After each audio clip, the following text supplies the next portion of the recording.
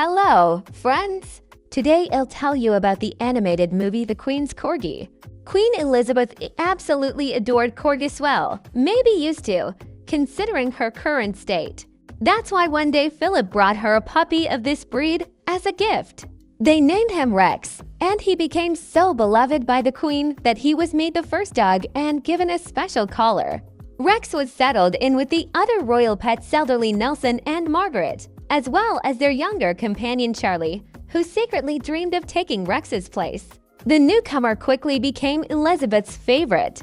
She took him to bed with her, printed his cute little face on mugs, balls, balloons, and all sorts of trinkets even on a high-speed train. With all this attention and luxury, Rex started to get conceited. One Christmas, he even stole Philip's slippers straight off his foot. When Rex grew up, the President of the United States came to visit Britain. Donald Trump brought along his wife Melania, and she brought her dog Mitzi. The royal dogs dashed out to meet the overseas visitors, causing chaos and nearly breaking diplomatic protocol. But they soon realized there was no need to worry. Trump himself broke protocol at every turn. His pet immediately took a liking to Rex. Since it was time for Mitzi to have puppies, Trump and Elizabeth decided to match their corgis. Rex was washed, brushed, and sent off for a romantic evening with Mitzi. The President and Queen went to dinner, leaving the dogs in a room with soft lighting and music. But Rex wasn't interested in courting the American lady. He tried to escape, but Mitzi clung to him like her owner's hairpiece in a strong wind.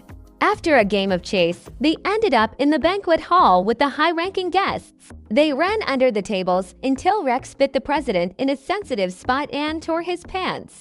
Offended, Trump went home. Elizabeth was not pleased with her corgi and scolded him. Rex was so upset he considered running away, and Charlie planted the idea of going to the Vatican. Charlie claimed he knew the way. He convinced Rex to sneak out, but first they had to get past the guards standing like statues everywhere. They smeared jelly on their paws, stuck to the ceiling, and slipped past the first two soldiers. Then they distracted another pair, nearly smashing a vase, and the rest of the way was almost clear. In a hiding spot, Charlie suggested Rex remove his special collar and squeeze through a hole in the wall. Crossing a bridge in the park, Charlie revealed his true plan. He had always been jealous of Rex and wanted to take his place. He pushed Rex into the river, smashed the ice with a brick, and left him to drown.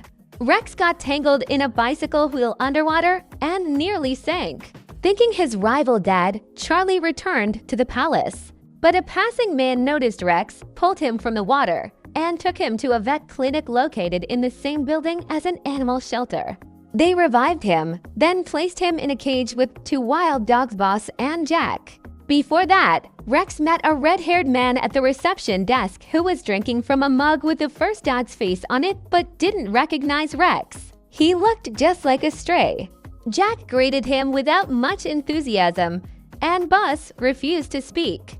Jack explained the shelter rules, one of which was never to talk about the Fight Club. Rex wanted to know more, but Jack wouldn't say anything. That night, Rex fell asleep convinced the Queen would come for him in the morning. But when his disappearance was discovered, no one thought to look beyond the palace gates or in city shelters. By morning, Jack was friendlier. He told Rex that Boss hadn't spoken since humans had starved him. Jack and Boss liked it here. It was warm and there were 3 meals a day. But this wasn't a home for Rex. He wanted to return to his mistress. Later, people came to adopt pets. Jack was hopeful as always, and Rex spotted a hat outside like the Queen's. He thought she'd come for him, but it was actually a man dressed as Conchita Wurst. Seeing the bearded man in a lady's hat, Rex backed away. Jack would have been happy to go, but he peed from excitement, and the disgusted visitor left. While the palace searched for Rex, Charlie pulled his collar from under a bush, poured ketchup on the lawn, and dropped a chicken leg nearby. He called people over, and they assumed foxes had killed him. Seeing this, Elizabeth was heartbroken. That evening, the shelter dogs snuck out to watch the next Fight Club match. Tyson, the boss, made dogs fight for the crowd's amusement. No one liked it, but everyone was afraid of him.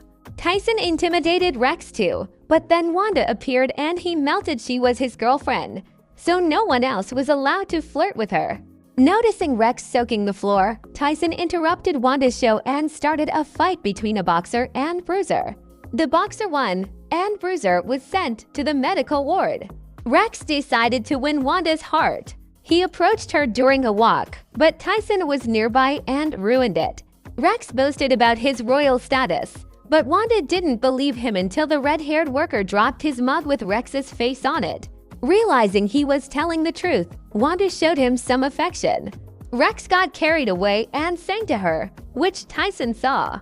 He began beating Rex, but a shelter worker appeared, so he stopped, deciding instead to arrange a fight between Rex and the boxer. Meanwhile, the Queen held a funeral for what she thought were Rex's remains. Mourning him, she made Charlie the first dog.